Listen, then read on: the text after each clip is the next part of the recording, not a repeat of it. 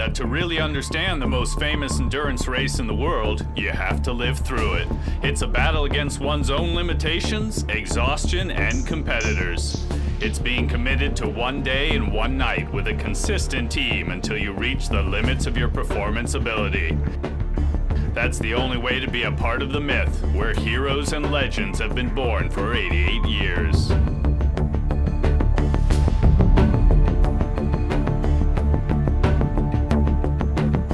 The 24-hour race in Le Mans, a superlative endurance race on a track of extremes. Circuit de la Sarthe, 13.629 kilometers or 8.648 miles long, 38 curves, 85% full throttle. Der Mythos Le Mans, The myth of Le Mans lives. Even in its 79th edition, the most famous endurance race in the world pulls in hundreds of thousands of fans at the racetrack and millions on television screens. Welcome to Audi TV. Once again, the French department of Sarthe finds itself in exceptional circumstances over this racing weekend. After Audi's famous triple win over the past years, there's only one goal for Audi this year: to defend its title. Many things remain the same, like the battle between Peugeot and Audi in the lead, but one essential thing has changed. In 2011, the Audi R18 TDI is introduced as an entirely new sports prototype concept.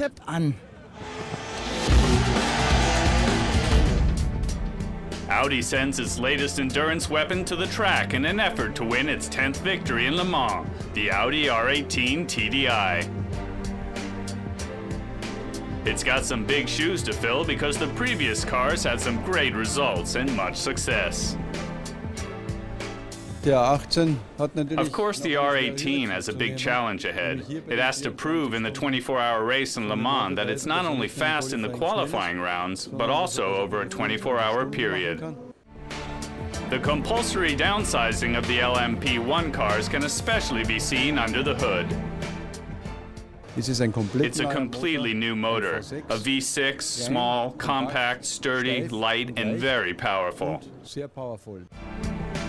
But the changes aren't only under the chassis. For the first time since 1999, there's no longer the convertible feel to the new Audi LMP1 race cars. Because of the new pit stop regulations, the driver change isn't the most important thing anymore. So having an open car isn't necessary to save time. There was really no other option than to have a closed car if we wanted the best performance. Das Optimum haben möchte, dann muss man ein geschlossenes Auto machen. The Audi LMP1 race car was equipped with further innovations, using an Audi ultra-lightweight technology for a consistent lightweight construction, as well as LED headlights optimized for racing. The Audi R18 TDI, prepared for the 10th victory at Le Mans. The great unknown is the car, but the things that are well known are the drivers. There haven't been any changes in the squad of drivers. Let's take a look at the drivers' parade from Friday evening. The boys look so jolly before things get serious the next day as they enjoy the unique feeling of Le Mans. Noch einmal auf sich wirken lassen.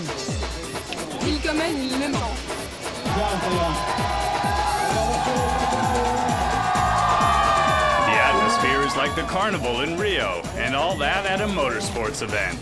That only happens at the drivers' parade in Le Mans. The drivers are certainly impressed with the spectacle. This event's just insane. The fans really give us a lot of motivation for the race. I don't think there's any other race in the world that has got this sort of participation from the town, the city of Le Mans. Audi had a mission statement when putting the team together: never change a winning team. They start the race with the trio who were responsible for last year's success. The defending champion trio with start number 1, Timo Bernhard, Romain Dumas, and Mike Rockenfeller. The second Audi team defending the title consists of Marcel Fessler, André Lotteur, and in the pole position, Benoit Trellier. The 2008 Le Mans champions, Dindo Capello, Tom Christensen, and Alan McNish complete the Audi teams. Audi's power density is enormous. 3 teams, 3 chances for the championship, and Audi's secret to success. I think the drivers have been very well selected. Und das ist eine perfekte And that's exactly what's required for a strong team and for an excellent performance. Team starken Auftritt. And that was actually always our secret. The Circuit de la Sarthe consists of two completely different sections of track. One track is the 4.5 kilometer or 2.8 mile track called the Le Mans Bugatti circuit right behind us. The rest of the track consists of 9 kilometers or 5.6 miles of sealed off city streets. We'll now give you more details about the semi-permanent track and the track analysis. Ich nehme euch jetzt einfach mal mit auf eine I'll now Runde take you with me in my car on a lap around Le Mans. Ja, wir fangen direkt an auf Startziel. We begin at the starting line and head towards the first chicane. It's a fast right curve that's driven fast, and then you need to brake hard because the car gets unstable over the rough road. Then you drop down to second in the first chicane, then through the Dunlap curve into the next S curve, which you have to take fast in third gear. You often have the tendency to take it a bit too quickly. Then you really feel the car being pushed by the compression. Then you drive towards the Tetra Rouge, which is a key position here in Le Mans. I learned that quickly in 2007 when I crashed there. You really need to be bold when taking this curve as fast as possible because you need the speed on the long straightaway. The Mulsanne curve is also really hard to brake in. We drive a bit to the right while braking. The car wants to shift, but you have to hold steady and brake until the last groove, and then take one of the slowest curves in Le Mans in first gear. Then we come up to the Indianapolis curve, one of the really fast curves which you take at nearly full speed for a short time and then brake hard and take the left curve in second gear. It's important not to brake too hard here because there's not much room around the gravel bed, and if you do, then the race is probably over and you can forget about becoming champion. Then on to the Arnage, one of the really slow parts, if not the slowest part here in Le Mans. You take it in first gear and it almost feels like the car is standing still. It's really easy to make a mistake here. Then accelerate hard towards the Porsche curves, which is the nicest part of the track for me here in Le Mans. You really need to be bold through these curves and take them in fifth gear. The slowest you go is 260 kilometers or 160 miles per hour. It's like going through a tunnel of crash barriers because there's not much room to move here. Then we're almost at the finish line. But first there are two chicanes, which you try to take as well as possible, of course. You can't go too quickly into the last chicane, and above all, you have to avoid the yellow bumps because they can quickly damage the car. Then we're heading to the finish line, hopefully with a time under 3 minutes, 26 seconds. Dann sind wir auf Startziel und haben hoffentlich eine Zeit geschafft von unter 3 Minuten 26. Fans from all over the world congregate to Le Mans every year for this racing weekend. In addition to the race, there are plenty of other things to see and experience. We'll show you some of the highlights now in the news. Patrick Dempsey, television star of Private Practice and Grey's Anatomy, is no stranger to Hollywood glamour, but the driver's parade in Le Mans still impresses him. The parade that starts tomorrow, the whole experience is incredible. Once you've done it, you just want to do it all the time. One of the established highlights off the racetrack is the largest Danish tent camp outside of Denmark. Approximately 4,000 local fans have become something of a cult occurrence here for more than 7 years, as Mr. Le Mans will surely demonstrate. Having so many Danes here really gives me extra energy. In the Audi Racing Garden, the Cologne Quartet with Julian and Roman Wasserfer provide some great jazz off the track.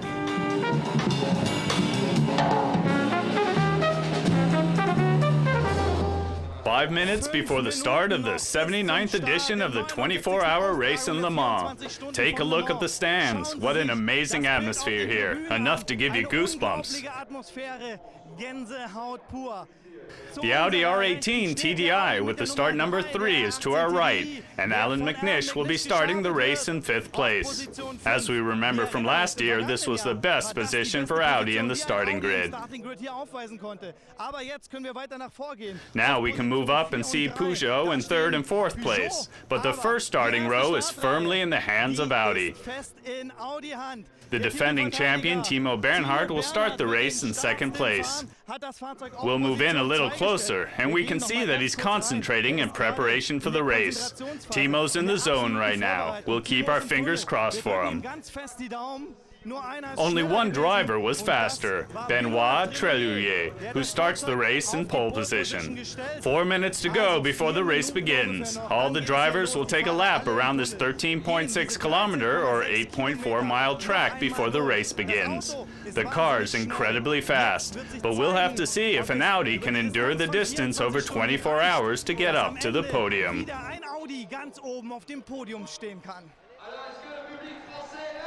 The temperature is 16 degrees Celsius at the start of the race. Approximately 400 laps lay ahead of the drivers. Audi's Alan McNish in the number 3 car already passes Frank Montagny's Peugeot in the first lap. After 45 minutes, all 3 Audis are leading the pack. Timo Bernhard in front of Benoit Treluyer and Alan McNish. A shock for Audi. McNish passes Anthony Beltoise's Ferrari and they make contact. The Scot slides straight into the Dunlap chicane and into the tire barrier. Yeah, that was brutal. You want to know how he's doing. You want to hear his voice. But he was lucky. The R18 TDI's monocoque held firm. McNish climbs out of the wreckage himself and isn't seriously injured. The team's relieved. But the Scots' shock from the crash was very apparent afterwards. Physically fine. I was checked over by the circuit doctors, also in the hospital, and by our Audi doctors as well, who monitored me through the night and today. Mentally, you know, no problem. You put these things behind you very, very quickly. After 8 laps behind the safety car, the race resumes with the 23rd lap. The 2 remaining Audis are leading the pack after 100 laps. André Lotterer in the lead and Mike Rockenfeller right behind him. The Audi R18 TDI with the number 1 came to a horrifying end in the 120th lap. Reminiscent of McNish, Mike Rockenfeller also collided with a GT car while entering the Indianapolis curve. Shocked faces in the Audi box once again. It looked like Rocky was trying to pass a slower GT who started drifting to the other side of the street.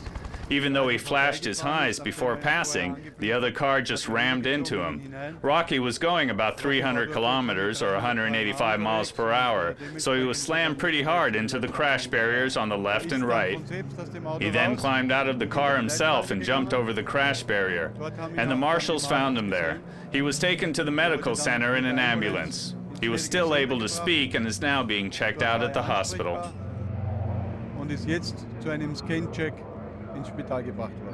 Shortly afterwards, a sigh of relief. Mike Rockenfeller's not seriously injured. Of course, the relief's far greater than the disappointment. It's amazing that nothing happened to both of them in these terrible crashes. In the last 6 hours of the race, a daring passing maneuver by the last remaining Audi R18 TDI. Falling back into second place after a pit stop, Treluyer boldly passes a Ferrari, and then Pagenaud's Peugeot, who was leading the race at the time. Dr. Wolfgang Ulrich watched as André Lotterer raced quickly towards the finish line. After 24 hours, it's official. Audi defended the championship in a very dramatic and emotional race. I don't even know how to deal with this. It's unbelievable. It was always my dream to win Le Mans, and to be standing in the middle of the podium after 2 years with Audi is just amazing. I think it was the most wonderful and horrific victory ever. It was just valleys and mountains of emotions for all of us.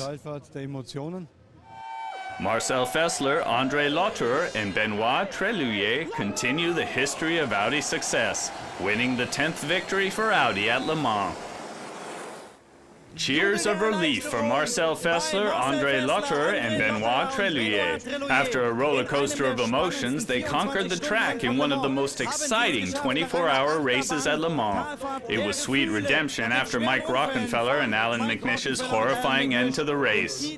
It was the first win for the Audi R18 TDI, an enormous accomplishment of man and machine. I have to say I had a lot of fun again. Thanks for being there. Hope to see you next time. Ces 24 heures du Mans que vous allez pouvoir...